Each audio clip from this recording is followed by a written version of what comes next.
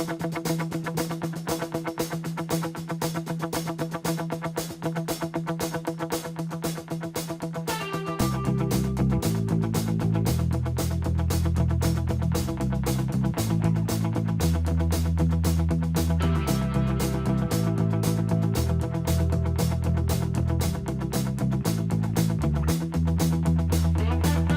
and welcome to the Rollin Illini. I am Joshua Jones, joined by Zayd Jawad and Avery Schaefer. We hope you have all had an incredible week, and we're glad that you get to end our Friday with us. For those of you that are looking for the Illini Drive, or the Illini Drive that does adaptive athletics. And man, we've got a lot to get to this week, so we're gonna get right to it. So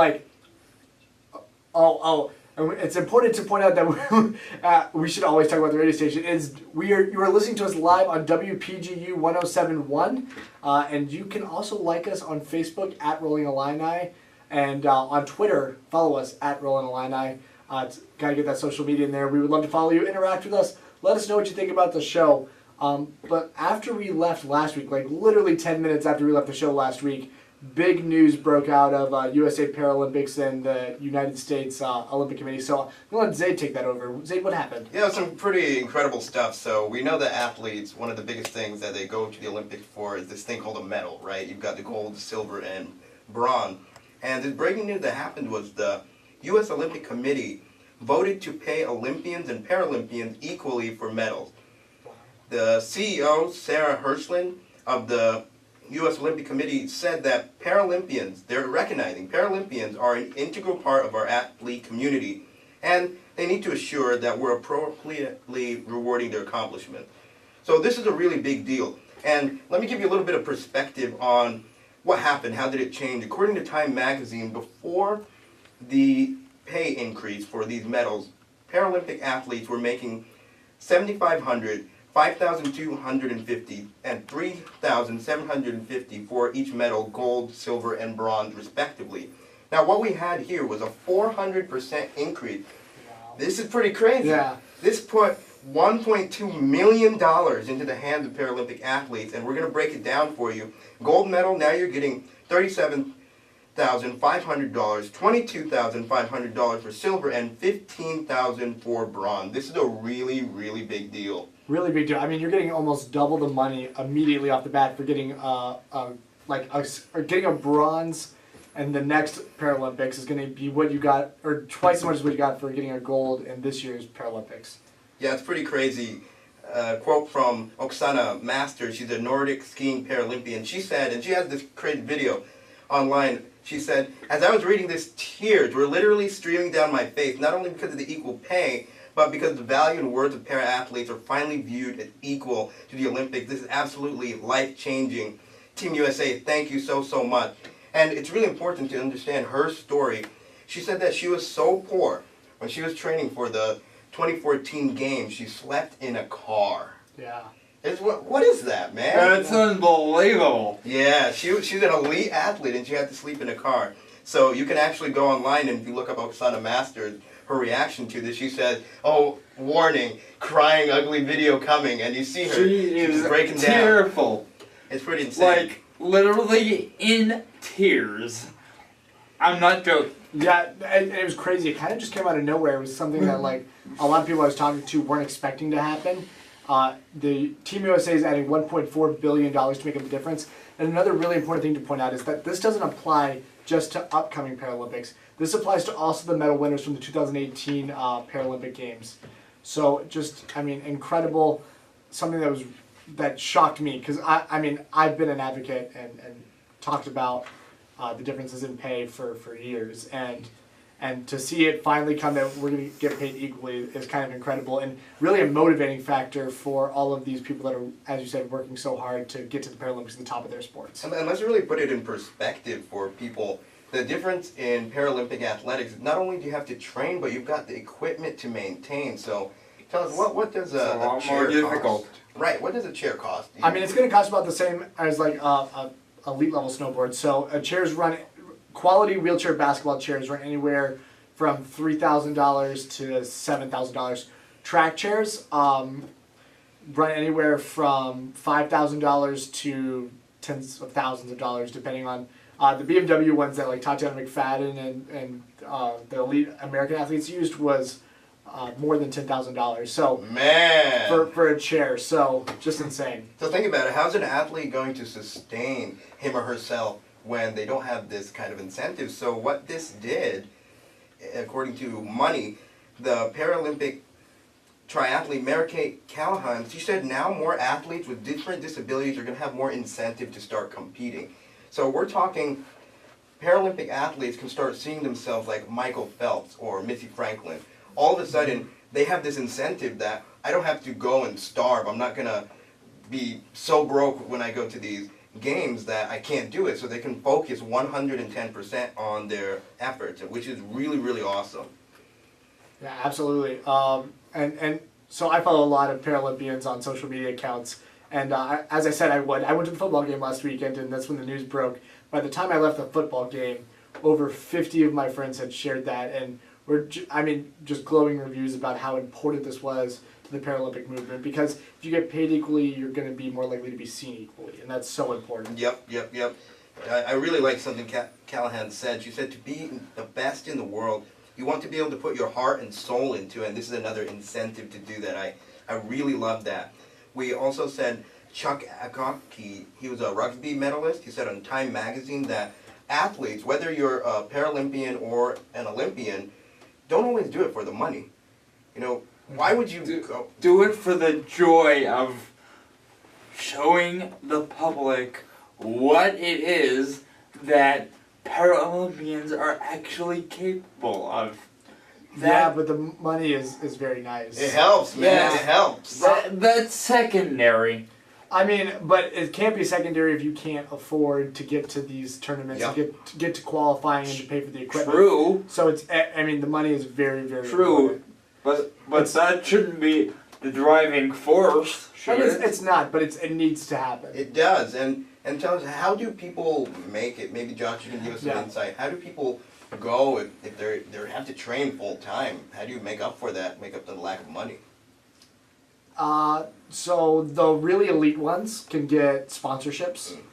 That's the main way that a lot of them that are training full time get it. Also, if you win marathons, as we talked about last week, even though it's less money, $20,000 is a pretty good amount of money. So, the really elite athletes can do that. But the situation comes when you're just below that level.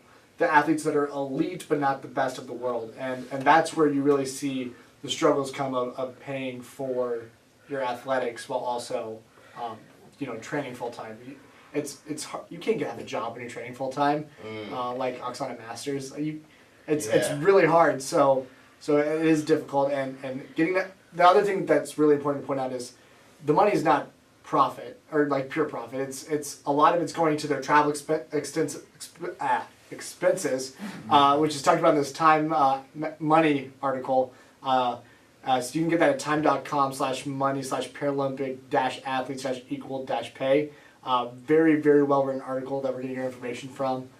So check it out if you want to. Yeah, I think this is really an important issue as we start talking about the amazing news of the Paralympic and Olympic equality. That pulls us into another dimension that we want to really highlight on the show, and that includes these pay differences. We want to talk about what's the difference between pro ball, so wheelchair basketball, in Europe and the United States, which ties into this. Absolutely, but first we're going to take a break. Oh man, they're cutting me off. I'm trying to get to the next thing. I know. We're going to get right back to that, all right? But we just want to let you know that the Department of Intercollegiate Athletics is a sponsor Monday through Friday for the Rollin Illini and the Illini Drive. The Rollin Illini is brought to you by the University of Illinois Division of Intercollegiate Athletics, fightingillini.com. We're away for the first time this weekend for football, but tonight at Huff Hall, the volleyball team is taking on Iowa, and then tomorrow they've got a big event called Stuff Huff. It's at night. We get loud, we get crazy. You need to be there. It's we're taking on Nebraska, a perennial powerhouse in volleyball, defending national champs. So if we make it loud, we're gonna win. This volleyball team is impressive. Like I said last week, I went to the Penn State game. We put on a great show. Came up short. Ouch. Yeah. Then Saturday. That's an understatement. Then Saturday, I went to the soccer game. We were playing Penn State again. That was also a very, very good game. A lot of great things going on. And we just want to remind you that you can still get men's football and basketball season tickets for only $109. So there's still a lot of football left, still all of basketball left. So get those tickets, and we just want to let you know, the University of Illinois Division of Intercollegiate Athletics, Unified, Develop, Inspire, Achieve, that's what we do here. All right, so now we can get to what you want to talk about. Yes, we do. Man, this is such an important issue because we hear a lot about people that maybe can't make it as well in able-bodied athletic, say, basketball, going to Europe to start their career, and there's a lot of opportunity there. Josh, is this the same thing for wheelchair basketball? Short answer, no. Ah, man. Short answer, no. So you're not going to make millions and millions of dollars. Actually, if you go back to the Time article that we were reading about earlier, a guy who I've actually met before, Chuck Aoki, he's a wheelchair rugby player at an elite level. And he says none of us do it for the money. It's not like it's lucrative possession for 99.9% of athletes. And you could probably add another 9 on the end of that for wheelchair basketball athletes. For a lot of them, the top 3 or 4 players in the entire world have pretty good contracts. We're not talking $1 million contracts. So what's pretty good? Let's put it in perspective. Pretty good. So all of the contracts include your living expenses. So you're going to have a house paid for you. You're going to generally have food paid for you, and travel costs are going to be paid for you.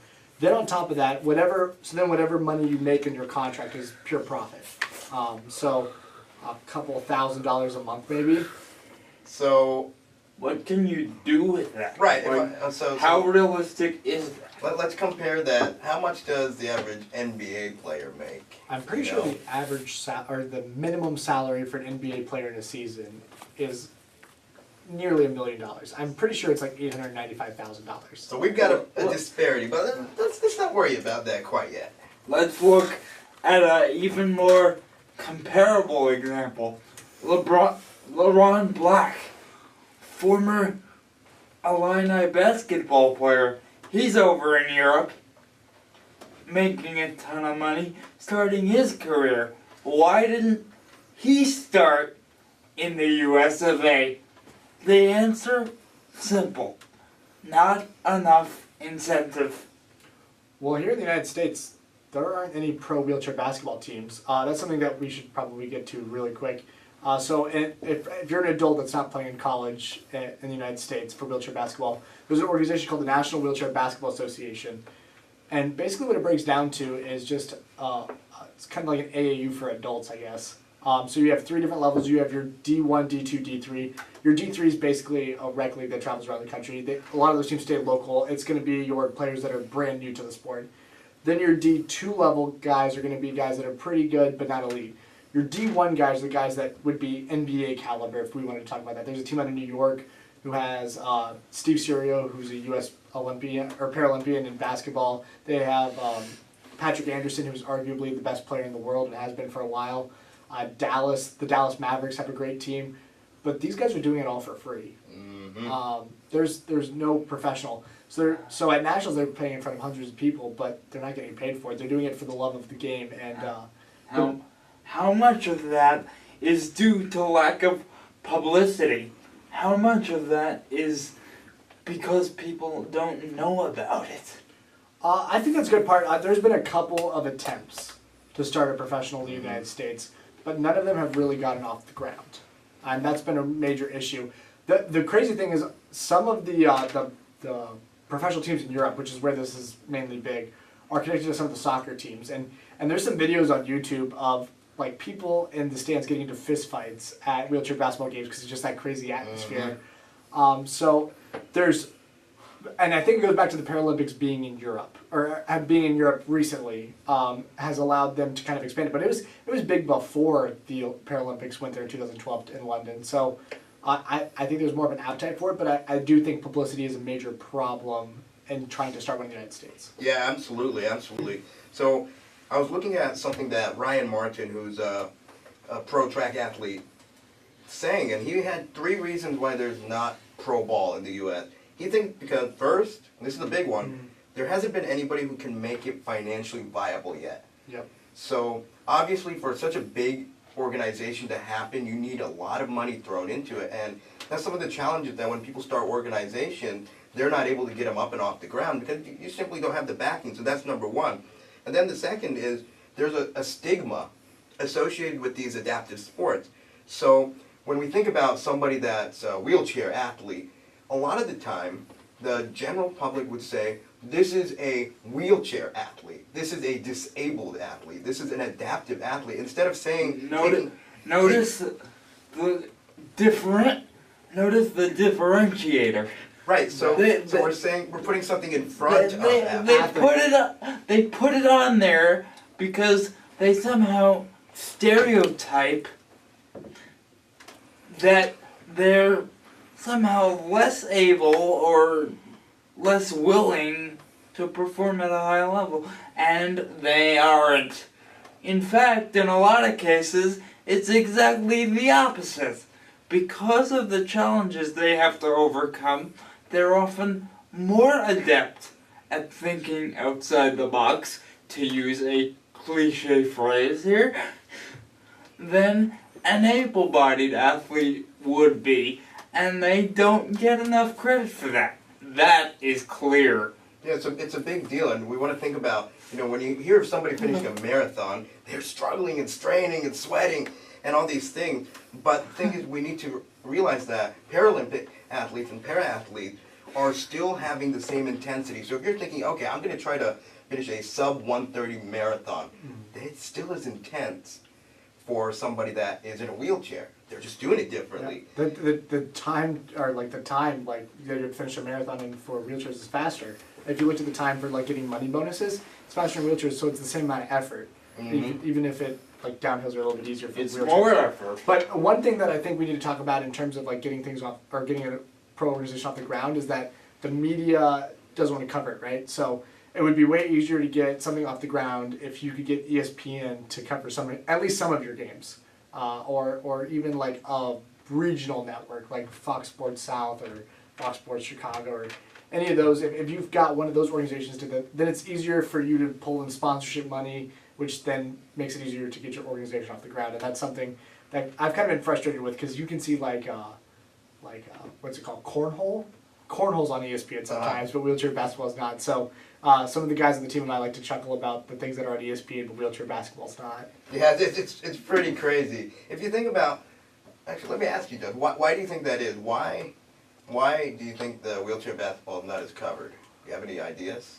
Honestly, I have no idea. I think it's because they're not digging in hard enough, right? Because if you dig in, a lot of us have really interesting stories that we want to share, and that would be compelling to audiences, and I think people would watch it for the story. So there's this idea that there's not storylines in wheelchair basketball, but if you dig deep enough and you report on those storylines, and those storylines grow, and it makes it even more or even better to put on TV. So why is it that often when we see a disabled athlete or an adaptive athlete, when they show their story, all they show is their rise story? This is their horrible state, and now they are making it. Why don't they cover as much of the actual athletic training process? Because they think that people want inspiration porn. What the heck is that, man? Sorry. In our community, inspiration porn is this kind of statement that it's a story that's reported on just to be inspirational. There's nothing else to it, and so kind of an exaggerated example is, I have a disability, I woke up this morning and they wrote a story about it because I'm just so inspirational for waking up and living with a disability. That applies to non-athletes in the disabled community as well. We're regarded largely as inspirational just for doing normal things. Yeah, so I think it's just such a norm or it's such a normal part that's the story that they cover. They don't. A norm that needs to be broken. For sure, but they just stay at the surface level, and if they dig deeper, there's just compelling stories about a lot of Paralympic athletes and wheelchair basketball athletes that you could share, and they would be compelling to viewers. So Josh, what kind of things would you like them to cover? You're a para-athlete, you're a wheelchair basketballian as it is.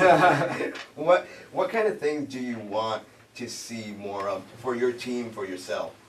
I've always said that my dream would be if there was a Netflix show about a college team. Yes. Because a lot of people don't understand the amount of work that we go with the same amount of hours as an able-bodied team here in the college level. We have 5 practices a week. We have 3 weight trainings. We have individual. We have meeting with coach. We have video as a team. So there's a lot of stuff that, and they think, oh, this is like a club team, but really we're run like an NCAA team, even though we're not a part of the NCAA. Wow.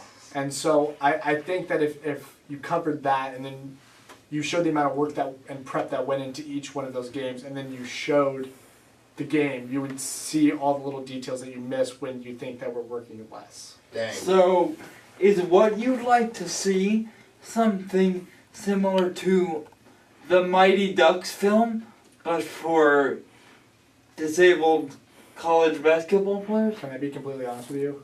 I haven't seen that movie. What is that? Tell us about What that, is that Avery. movie? What is that? Essentially, it is a story, a comedic story, but still a story of how this very historically poor fictional hockey team made it to the top with a coach who doesn't know what he's doing. No, because our coach obviously knows what he's doing, but I think there's compelling stories. There's Noah is a teammate of mine. He's Native American, and Wow. he runs a tribal. I think it's called tribal adaptive athletics. And something that I didn't even know is that people who live on Native American reservations are more likely to be disabled, but there's such a stigma in the community that they're less likely to be covered.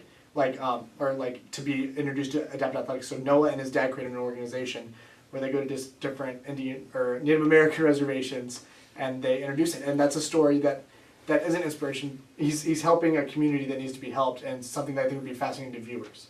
Nice, nice. So we're seeing a little bit of that stuff here in the United States, but when we look at Europe, there's already such a massive fan base there. Even like you said, Judd, before the London. Yeah. It was 2012. Yeah, 2012. Yeah, even before that, which had millions of ticket sales, and the Paralympic athlete Matt Scott told ABC Medical, and that's not ABC the news channel. It's a different page. But he said that in Europe, the wheelchair basketball has reached the general audience, and here, our fan base doesn't go much beyond friends and family. So over there in Europe, they come to this area where they see Paralympic athletes as athletes, not as disabled wheelchair athletes. So that's a really big difference that we want to highlight. You know, we're talking about those 3 reasons earlier from Ryan Martin. Why don't we have pro ball here in the U.S.? We're talking about the money, we have the stigma, and it's only played by a small population. And in Europe, the reality is that wheelchair basketball is not just in this small subset, but the general population is going after it. So that's a really big deal. And when they asked Matt, what can we do here in the U.S., it's all the kind of stuff that we've been talking about. We need to make wheelchair athletics mainstream. How do we do that, guys? We got to go to the social media. We've got to keep up. You know, if you follow the points. I'll tell you how we do it. What do we do, Avery? We expose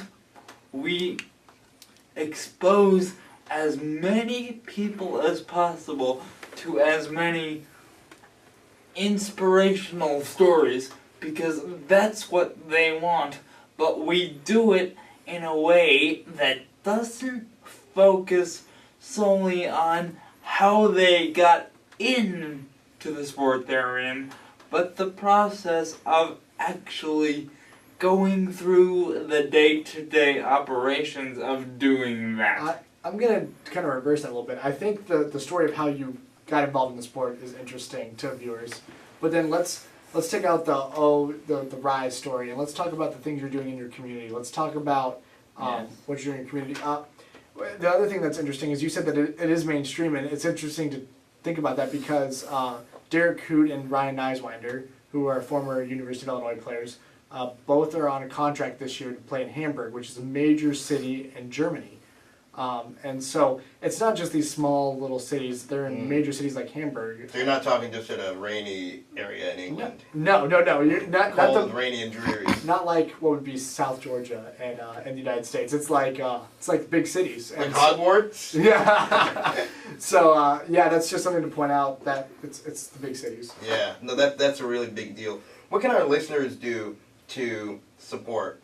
Well, I mean, I think they're doing a great thing by tuning into the Rollin Illini. I think there needs to be more organizations like us covering stories like this in adapted athletics. But by tuning into us, you're already starting kind of to see the trend change. But then follow all of these people on social medias in their everyday life.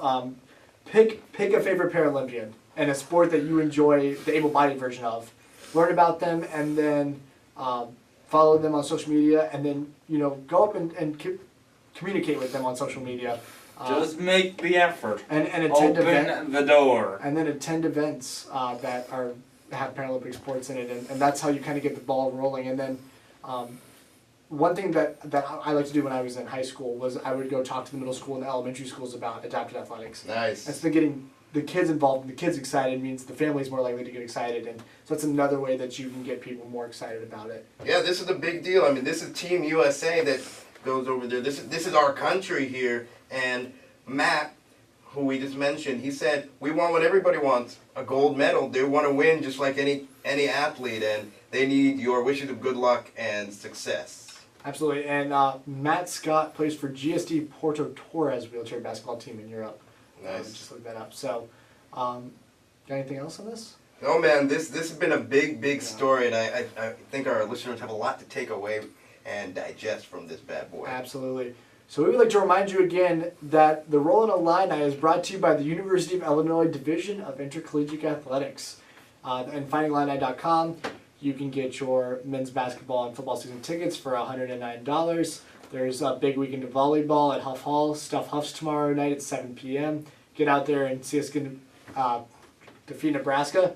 That team is undefeated. Our volleyball team is undefeated and very good. Nice. The Big Ten is a tough conference in volleyball. I've actually never seen a game of volleyball. Avery, you got to go tomorrow. I'll be there. Yeah, we should go together. Absolutely, we have got to go. Yes. So remember, University of Illinois Division of Intercollegiate Athletics, unify, develop, inspire, achieve. That's what we do here. And so we're going to move on to our next thing. Let's see. So the training. So a couple weeks ago, Zayd came out and watched the wheelchair basketball train, and it's kind of related to what we were talking about, how we train just like everybody else. That's not really the story there. So Zayd, what did you see when you came out and you were watching that? Man, I'll tell you, I saw what I saw in any gym. That's people sweating, straining, and almost shouting. Mm-hmm. I went in there and I was really impressed with the amount of energy and the freaking strain and grunting that I saw in there. I love seeing effort. I love it when I go and I see people that are motivated, and I love seeing different personalities. So it's true. People have different levels and abilities when you go in there.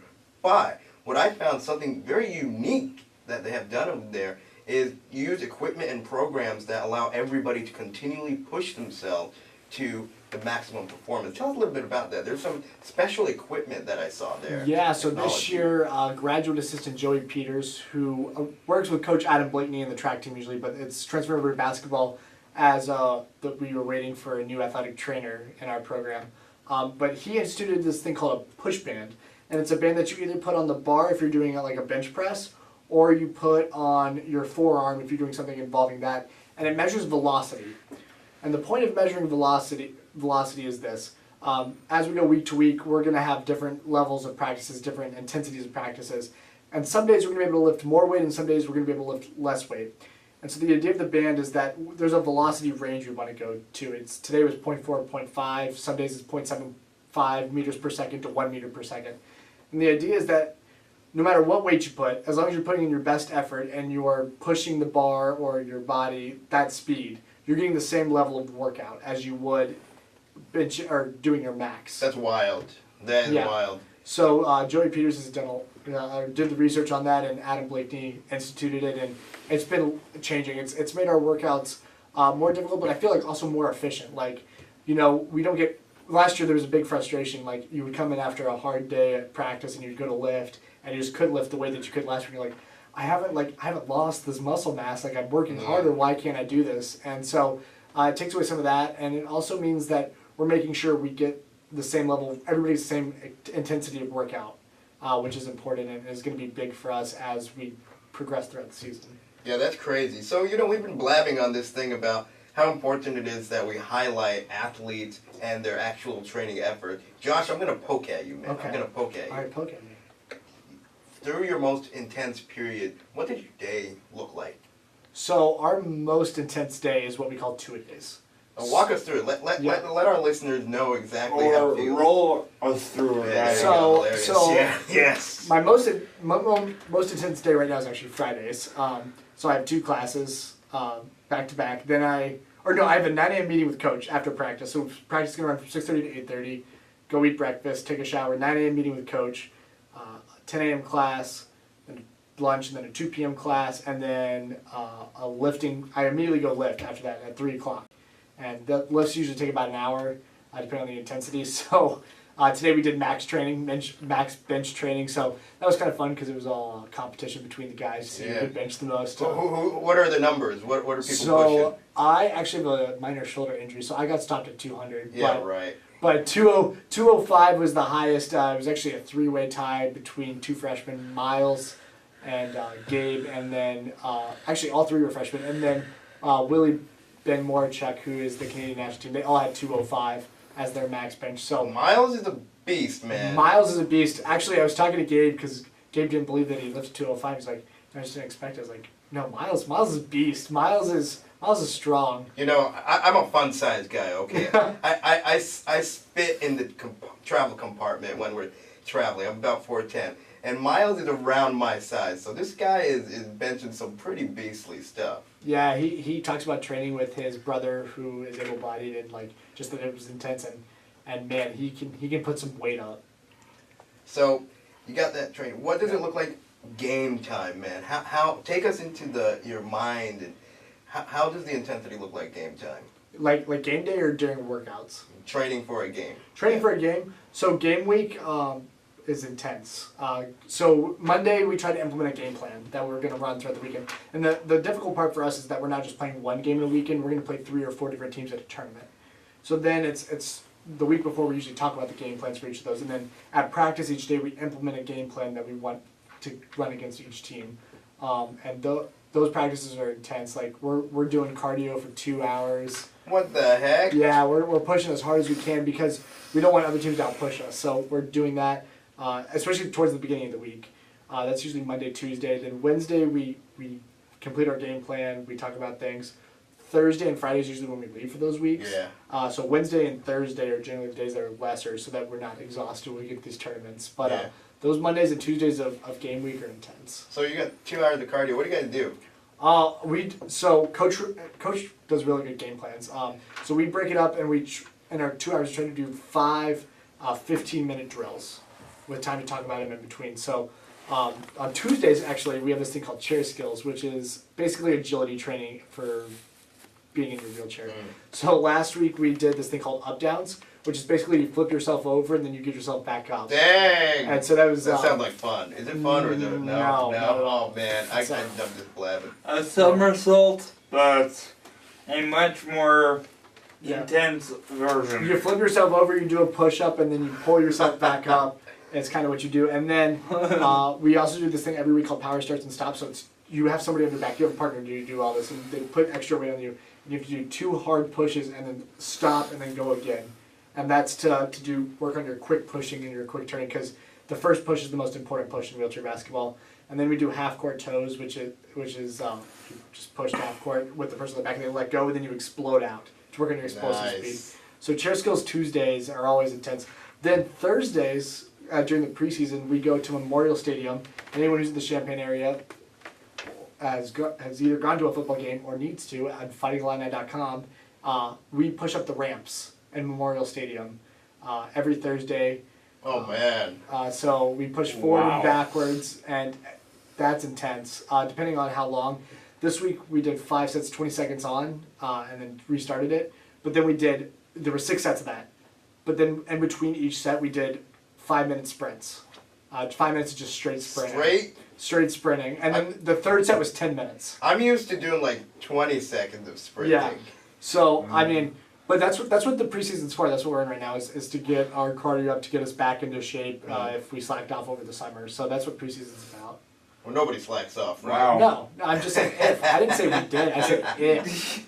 You're making my workout seem diminutive right now. No, this is intense stuff, and I think our listeners can kind of get a taste of what that looks like. Absolutely. Yeah, absolutely. So we're going to take a break, and then we will be right back to end our show with our last big thing for the week. Thanks for joining us here on WPGU 107.1. This is the Rollin Illini. You can follow us on Facebook at Rollin Illini and on Twitter at Rolling Illini as well. We'll see you back here in a minute.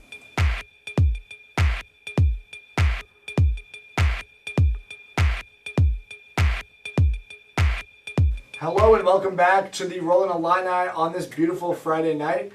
So we got one last thing that we want to do this week, and it's called our last big thing. So each of us picks a story in our personal life or that we saw in the community this week that we just want to talk about in the show, related to the show or otherwise.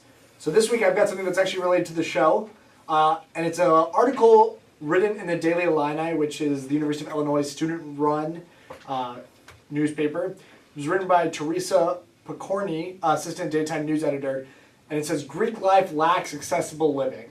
And it talks about how of the 19 Panhellenic sororities on campus, only Kappa Delta is the one that completely complies with the Americans with Disabilities Act, and that's only because they moved into a brand new sorority house this year. Panhellenic Council President Ariel Schultz said the organization expects all chapters to make their first floor wheelchair accessible during formal recruitment, but many of those houses are not.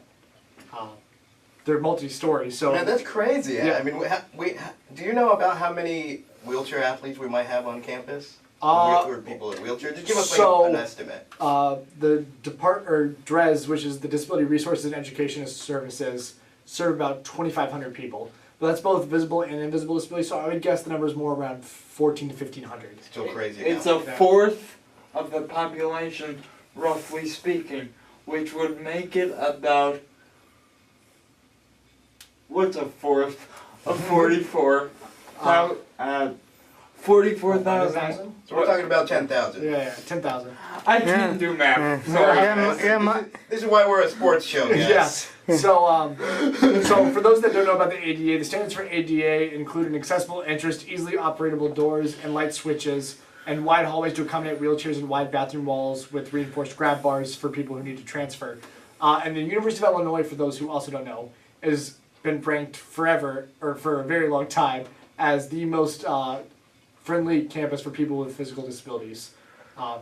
If you'll see, there's bump bars on every door on campus, which is those bars with the logo on it that you can hit and the doors automatically open, which is a convenience for some people, but for people like Avery in power chairs and people in everyday chairs, it's really important so that they don't have to push those heavy doors open. Yeah, so sorority sisters, I see the kind of connection you all have with each other. Just make an effort. Your voices will be heard, I promise. Yeah, absolutely. So the Kappa Delta president, Megan Rudd, said building a new house is a fresh start. It's been about 100 years since we've had a new house, so might as well fit the time and make it 100% ADA accessible. So congrats, Kappa Delta, for doing that.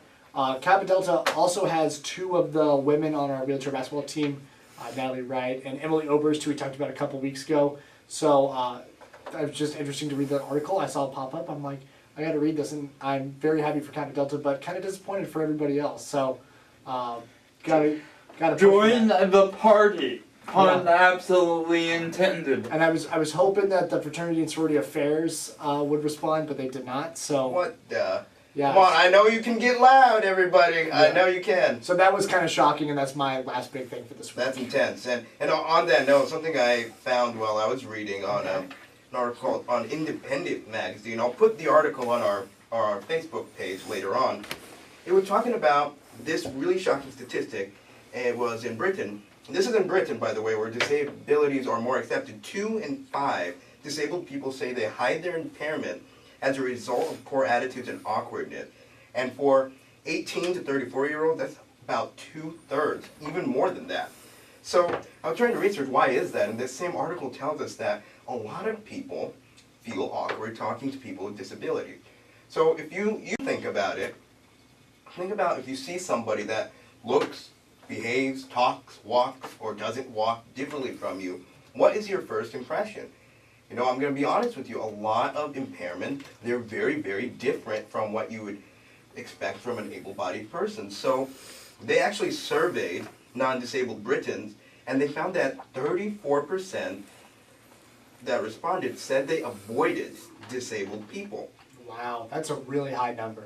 That is intense, and again, this is in Europe, so it may be even higher here in the United States. Can I play devil's advocate here for a minute? Sure, what's up?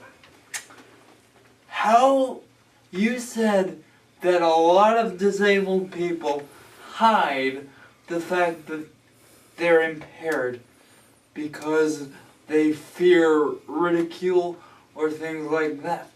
If you're in a situation like I am with CP, you can't really hide it. Right. Yeah, So how do you A, hide it, and B, if you hide it, how do you expect people to become more educated and comfortable about it and with it?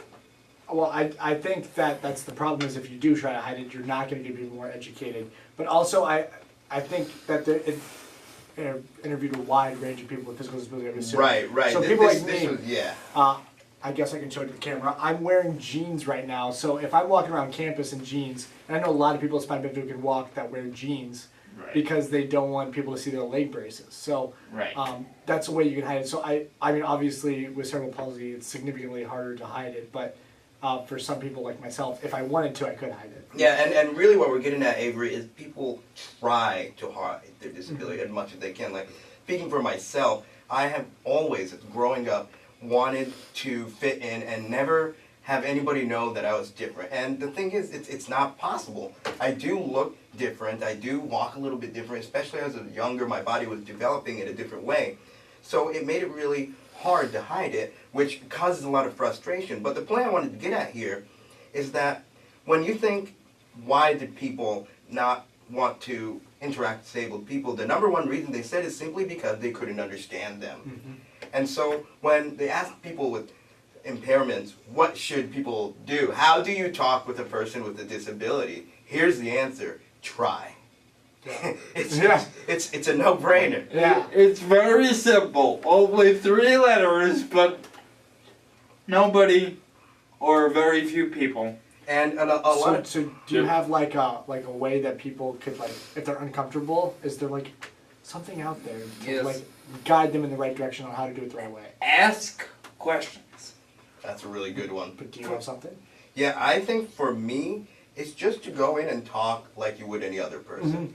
That's the biggest thing. I don't have a secret method because there really isn't one. But what I want to also say is don't be too nervous to cause offense. Yeah, absolutely. It's most awkward when people start their conversation with, I don't want to offend you, but, because then you're already like, oh my, what are they going to say? You're already on your... But chances are, whatever you're going to ask me, I've been asked 1,000 times before, so just ask it. The other thing that I like to do is, like, I like to make a joke about it as soon as I walk into a room, so that people understand that I'm comfortable with it. And then they're more comfortable asking questions. Yeah, so we're talking... Wheelchair jokes are a thing, guys. So we're talking people with impairment.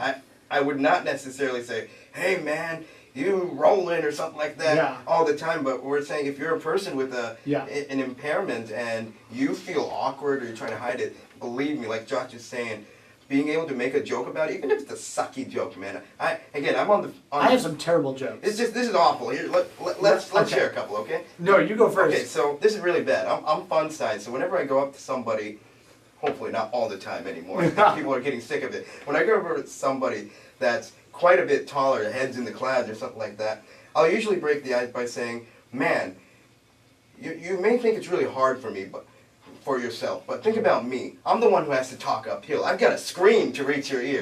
It's not that good of a joke. It's actually pretty horrible, but what it does is it breaks the tension. Yeah. Josh, you got something for us? Not off the top of my head. I usually just do it based off of what the situation is. So it's something like, if it's obvious it's something snarky that like people will get the reference. Yeah. So it depends on the situation. My tagline What you got? is, that's how I roll.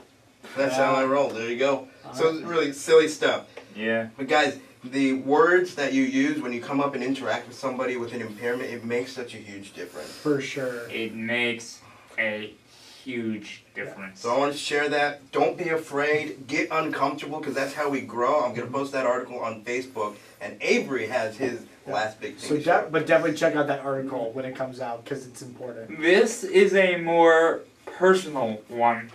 So, I have had the incredible opportunity of being employed at the International Prep Academy here in Champaign. Wow. It is That's pretty intense. a bilingual school, English and Spanish. Most of the kids come from either Guatemala or some other non-English speaking country, and as a result feel estranged in their new environment. My job, therefore, is to make them feel included by providing them with someone who speaks their language, talks like them, can be on their level.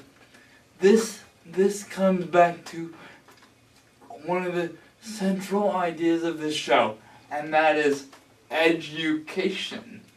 Not only in a collegiate sense, but in a life sense as well. Absolutely. I really look forward to getting to know these kids. Absolutely. That's so exciting. Yeah. So we've kind of run out of time, but quickly before we go, I found a show on Netflix that everybody should watch this week. It's a movie with Paul Rudd, and it's called The Fundamentals of Caring. And it has a... Oh, I've seen it. It's funny. It's so funny. It's actually a comedy about somebody with a physical disability. Nice. And it's this kid who has Duchenne's muscular dystrophy, who makes fun of himself. So we might get to talk about this next week if you all watch it, about how it is. It's got Paul Rudd in it, and Selena Gomez as a love interest. So, there you go, guys. So get out and watch it. The Fundamentals of Caring. It's fantastic. I watched it today. It was recommended by my coach. I love it.